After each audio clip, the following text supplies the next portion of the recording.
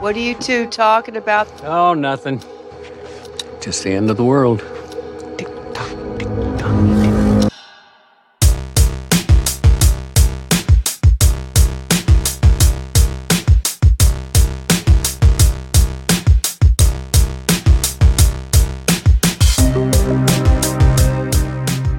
Welcome to Who Pods The Watchmen, a comprehensive Watchmen fan podcast from Permanent RCRD in Austin, Texas. I'm Mike Moody. And I'm Grant Davis. Grant, how you feeling? Not well, Mike. Not well. You know what? I wrote like, okay, next I'll ask Grant, like, I have a little outline here Right. for our podcast. And I'm like, next I'll ask Grant how he's doing. And he'll say fine, and I'll move on. But you're pretty fucking sick, aren't you? Yeah, I think I've contracted the flu, which I thought is like a fall thing. Uh-huh. But springtime. It's Texas. Flu is always around. Yeah, it's kind of gnarly. Yeah. But we must pod. we must pod to keep track on these Watchmen. Yeah, it's pretty exciting that The Watchmen is coming out soon. We don't have a release date yet for the HBO series. Right. But we got the trailer a few days ago, which we're actually going to break down in another episode. This is a short preview episode of our new podcast, Who Pods The Watchmen, just to give everybody a taste of what we're going to do. And I think it's safe to say we're a little excited. Oh, yes. A little hyped for HBO's Watchmen series coming as early as September, according to that trailer. Right. It said, I think it said fall 2019. Yeah. So, yeah, who knows? So that's a big reason we're launching this podcast. Some of you listening might know us from our other TV pods, like Star Trek Discovery Pod. I do Mr. Roboto. On those other pods, we break down and discuss every episode of those shows. So that's largely what we're going to be doing here with Who Pods The Watchmen when the HBO show drops. Right. We've now gathered a little bit of experience in talking long form, usually longer than the episode is. Sometimes. About an episode. Yeah. So during the run-up of the premiere on HBO, we're going to do some deep dives into the, what do you want to call it? The original tome, the scripture? The Bible. The Bible, yeah. The original Watchmen comics from Alan Moore, Dave Gibbons, John Higgins. Plus, we'll be breaking down Watchmen in popular culture a little bit. There's lots of iterations now. Right. So Watchmen babies, as they debuted on The Simpsons. yeah. Love you, Milhouse. So on the docket for upcoming episodes, we do have planned a retrospective review of Zack Snyder's 2009 Watchmen movie. Kind of excited to watch that one again. I haven't seen it in several years. It's Right. 10 years later. When's the last time you read Watchmen itself? Man, it's been several years. It's been like, I want to say at least 6-7 years. Yeah, I know that I read it at least twice, but it's been probably a decade since I've gone and read that one. Mm-hmm. And so I think this is going to be a fun exploration for us to kind of go back and revisit this series and really approach it from a familiarity with ultimately like what the outline is of the show, but get into like a much deeper nitty-gritty analysis of what they're trying to accomplish, what's going on panel for panel, what's going on and what's implied in those gutters, Mike. Yeah, in the bleed. So we are going to talk about the graphic novel, or actually the issues of the comics, issue by issue, probably on the pod. Yeah, right? Maybe issue by issue for that. Maybe a little bit extra for the ancillary stuff, like the little thing by Hollis, where the chapter of his book that he writes, Right. or the, what's it called, the Black Freighter? The Black Freighter. Yeah, the little comic within the comic. Yeah. Thanks to our buddy Nate Bliss, I have the Absolute Watchmen edition. Oh, it's so gorgeous. Oh man, it not only is it gorgeous, but the back like third of the book has all of Alan Moore's notes and letters to Dave Gibbons about crazy witchcraft and polygamy and stuff. well, no, that's his live journal. But no, it's just he just documents his whole creative process for outlining the entire story and every character, and it's a lot. But I've been reading that before I'm going to dive into Watchmen again, and it's giving me a whole like just a deeper context of where he was coming from with the story and the character. So we'll be talking about that too. I'm really excited not only to dive into just the analysis of that comic, of of the movie, which I think I only saw that once, the Zack Snyder movie. So how did you feel about the movie when it came out in '09? I mean, just give me a little preview because we're going to dive deep into it later. Sure. What I'll say is that I thought it visually stunning. Like, it is pulling exact images and sequences straight from the comic, and it looked incredible. I thought the music, while, obvious choices for music, like, hit the nail on the head for setting the scene. And Zack Snyder can do some things that Zack Snyder does very well. At the same time, I thought that a lot of the underlying themes were kind of missed with this glossy exterior. Yeah, I kind of feel the same way, but I haven't seen it in 10 years, so I want to revisit it and see if, while I'm reading the comics, to see if Snyder got a fair shake or not. Maybe some of those themes are on the surface of that movie. Maybe they're not. I was definitely primed. It was a geeky period in my life that I've not escaped. Wait, geeky. That was a geeky? Exactly. Oh, okay, right. It's just an ongoing geeky part of my life. But I remember, I think I had my hackles up about it. I was like, oh, I'm ready to go in and not like this movie. So, I don't know. It'd be nice to revisit and think. Well, that's not how we're going into the HBO series. I think we're pretty excited about it. I mean, we'll be talking about the comics on this pod. We'll be talking maybe about some of the ancillary comics, like maybe the Beyond Watchmen. I have not read those. Okay, at all. maybe the Doomsday stuff. I haven't. The Doomsday Clock. Yeah. Which are relatively new. I don't think that series has even finished yet. So maybe we can jump into those a bit. But if we're being honest, come September, whenever HBO premieres a series, our focus will be mostly on the new series. Yes. Damon Lindelof, HBO, Watchmen, those three names alone are pretty hard to ignore. And for a certain subset of people, i.e. you and me, it's just like a perfect stew of IP, creator, network. I cannot wait for this show. Dude, no kidding. When I heard about Watchmen, like, being optioned for TV, it's like, I don't know. Yeah. But then I saw Damon Lindelof, and Damon's my boy. I am a full-on David Lindelof fan, apologist, whatever you want to call it. I understand that he is one of those figures that has a degree of notoriety in how people in the geek world kind of perceive him. Some people did not love Lost with the same fervor as I. He's a polarizing figure, to say the least. A polarizing figure. Yeah. But yeah, I will defend to the death Lost, and Leftovers is some of the most beautiful television I think I have ever seen. I'm with you. Like 3 years in a row, it was like my top show of the year. Yeah. And still, some of those episodes, some of those scenes are just so haunting. International Assassin is brilliant. Yeah. We'll talk a little bit more about our anticipation for the show, but let's talk about, for those who are listening and don't know us, tell me a little bit about yourself, Grant, and why you got into Watchmen. So I've been podcasting since '07, since it started kind of taking off, and mainly been talking about a lot of geek stuff, a lot of comics and TV and film and pop culture, a lot of genre-specific stuff. I went on to do a TV-centric podcast called The TV Dudes, which I have been doing, I think, since 2010. So that's almost a decade in. And that's a weekly show just talking about a bunch of new TV shows. And one of those obsessions that I had even before that was the show Lost. And I would sing the praises of Lost. And I even did my own little webisode series just talking about that show and the Easter eggs and starting little ARG fan groups where I would try and play games with people like online about that stuff. It went a little bit obsessive. Should we be starting a Lost retrospective podcast instead of a Watchmen? I'm only going to talk about like comparisons to Lost. I mean, it sounds like you want to talk about Lost. Yes, maybe. But yeah, in addition to that, I do a number of other podcasts. I do a beer-centric one called The Beerists Podcast. We talk about craft beer. I do the Star Trek Discovery one with you. I've been on video game podcasts. I've been doing a lot of talking about stuff, especially if I'm unfamiliar with it.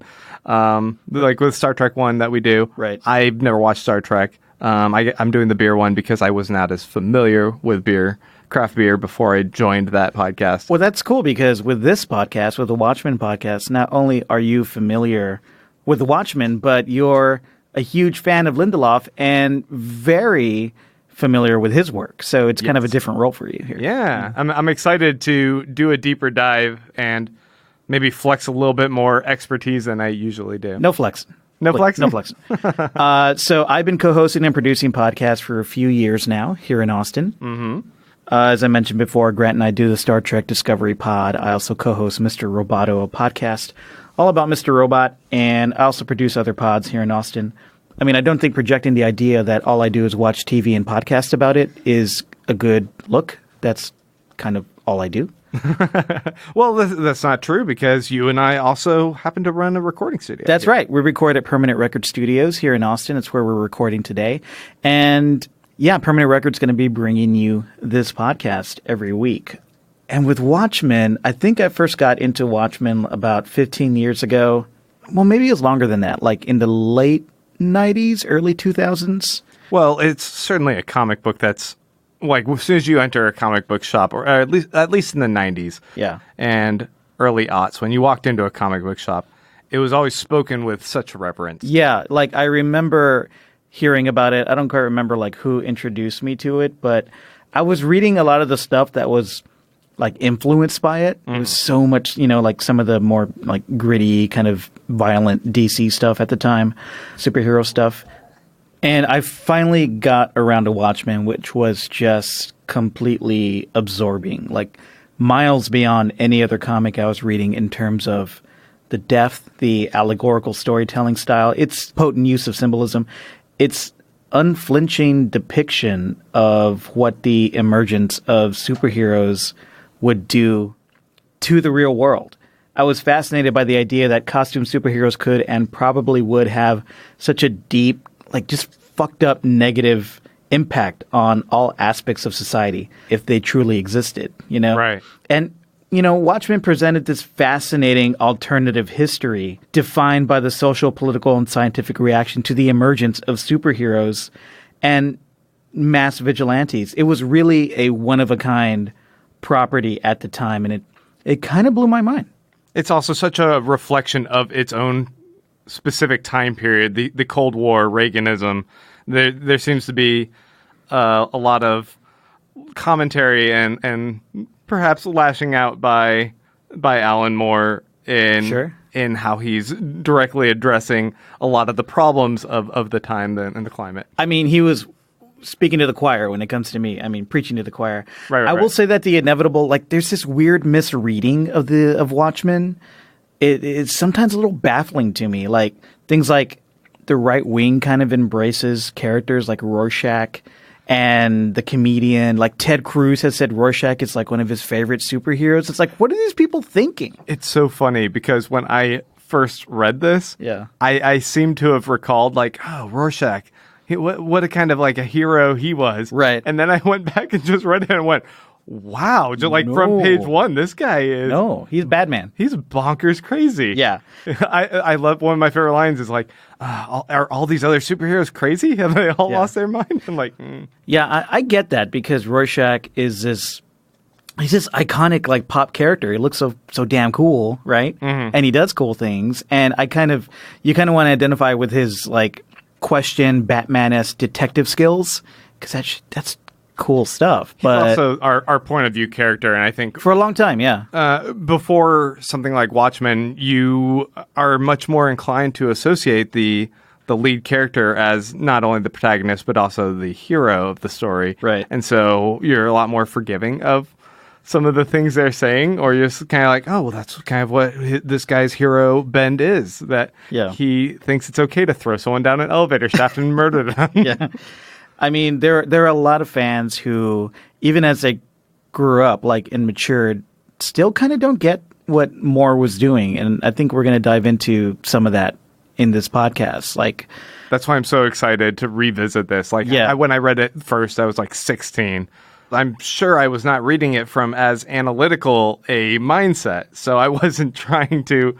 I got the overall message of superheroes not in check, but, deeper meanings going on. Yeah, I mean, there's a contingent of fans that really like how they feel that they embrace and enjoy what they see as this exploitation of violence in the comic. Zack Snyder certainly did. Yeah, I mean, or like extremism, thinking that's cool, but that's not the kind of fan I am. And far be it to me to tell anybody how to react to a work of art or fiction or how to process their fandom. Oh, leave that to me. Okay.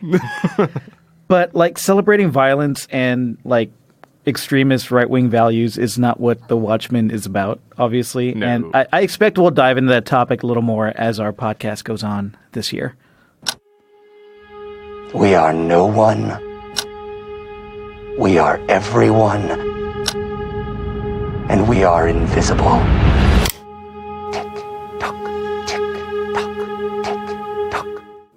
So let's talk more about this show and why we're excited about it. Right. After the creative success of The Leftovers on HBO, which you mentioned earlier, co-created, or was he the main creator? Largely written by Damon Lindelof. I am pretty much ready to follow Lindelof off the edge of the world at this point. The Leftovers was an adaptation of the book. That's right, Tom Perrotta. Yeah, by Tom Perrotta. And Lindelof, I if you watch that first season, man, it's bleak. But man, it was still so powerful. And then he kind of got over his, exercising his demons. And I think that first episode, or season rather, and it just got so fun. And when I look at the trailer, I know we're going to talk about the trailer in depth in another episode, but just looking at this trailer, I'm like, this feels so in tone with what The Leftovers was doing, like this kind of world building, this scenery, the staging. I'm so on board. Yeah, The Leftovers just had this unflinching commitment to its complicated characters and themes, and it was so original and unpredictable, and as it went on, it became even more unpredictable, and it was just, like, people are really super excited right now about the ending of Game of Thrones, which you and I are too. We're into it. Right. Yeah. But with The Leftovers, I think I was even more on the edge of my seat for the final, 2 hours of The Leftovers to see how he would wrap up this show, because it was just so compelling and unpredictable. It was so great. And I know he's going to bring that type of storytelling to The Watchmen, and I don't think this creative team that he's assembled is going to disappoint. He's bringing in some writers from The Leftovers, which is a great sign. And he's saying and doing things that are really exciting. Like, we know he's committed to rooting this series deep in the world that Alan Moore created, but he's also forging something new, right? It's not just retelling the original story. This seems to take place after the events of Watchmen. Mm-hmm. So that world exists, and there are superheroes, and there is the destruction at the hands of I don't know if I want to spoil it, the destruction at the end of Watchmen. So you mean the squid? The squid. The giant squid. So it'll be interesting to kind of pick up with how he wants to tell this story, because I know Doomsday Clock is also kind of addressing this world after Watchmen. But they're bringing in all the main DC superheroes, like Superman and Batman. I don't think Superman and Batman are going to be in... Is that how you pronounce them? Lindelof show. Yeah. Where you been? Is it a last name? Superman. Superman. Yeah. Okay.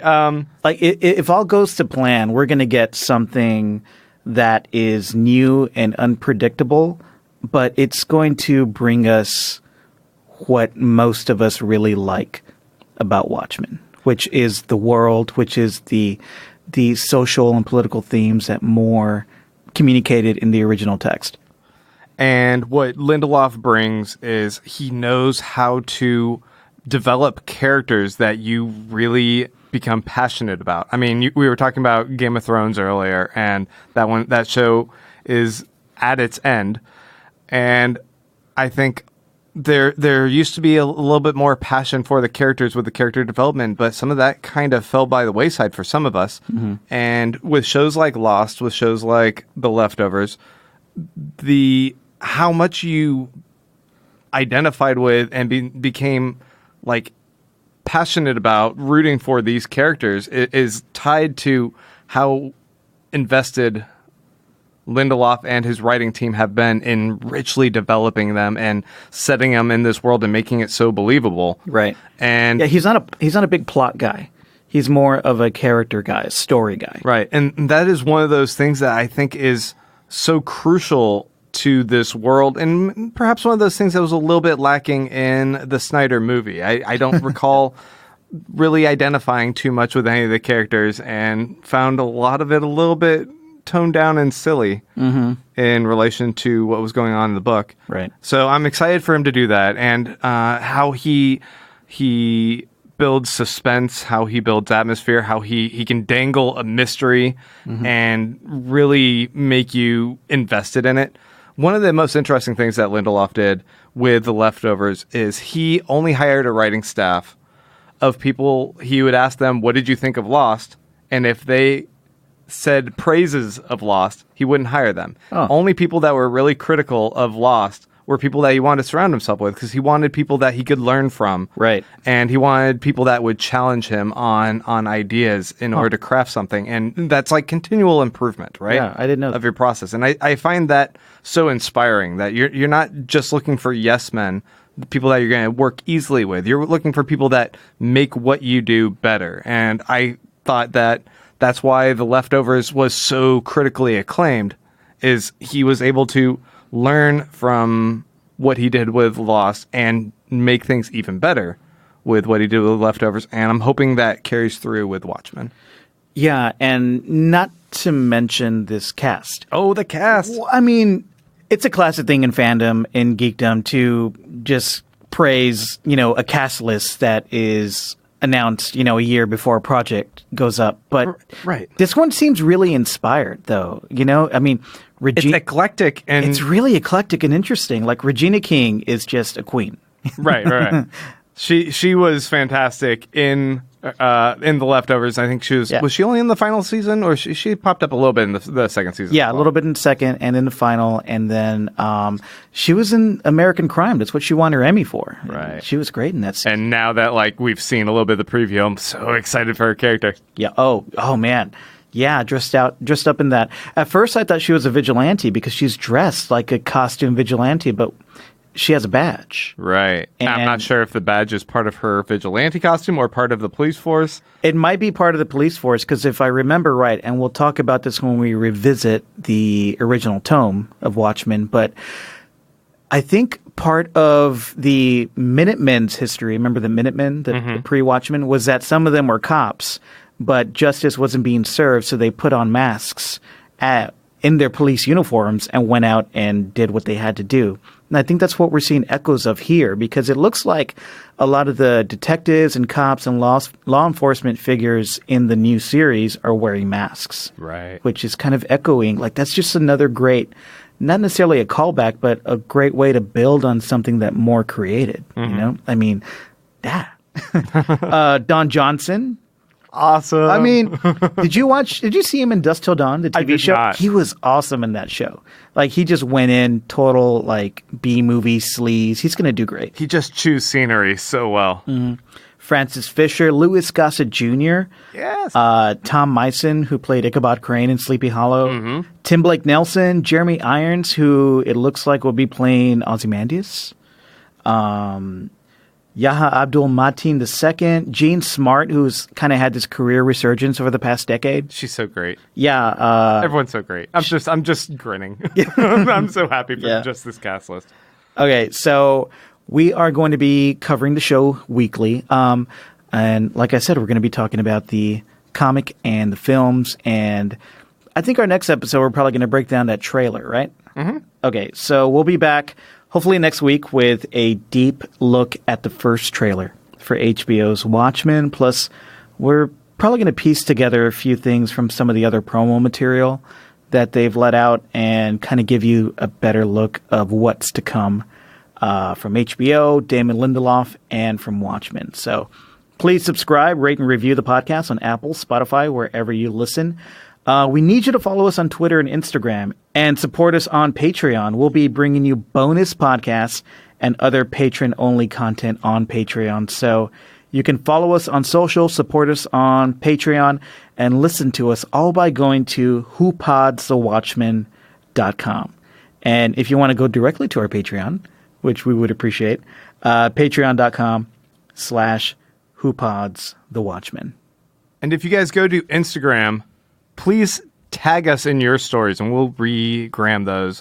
We're excited to join with you guys in community in sharing these images and sharing speculation and what we're excited about with this show. Yeah, we should hit that Instagram and that Twitter hard. Like while we're going back to these comics and going back to the movie and everything, let's kind of just have a stream of posts where we talk about what we're feeling like 10 years later after the Watchmen movie, or, you know, you haven't really revisited the comic in almost a decade, and neither have I. So we'll probably have some interesting insights while we're reading them. So right. Yeah. I'll make a video of me blowing the dust off of my old comic.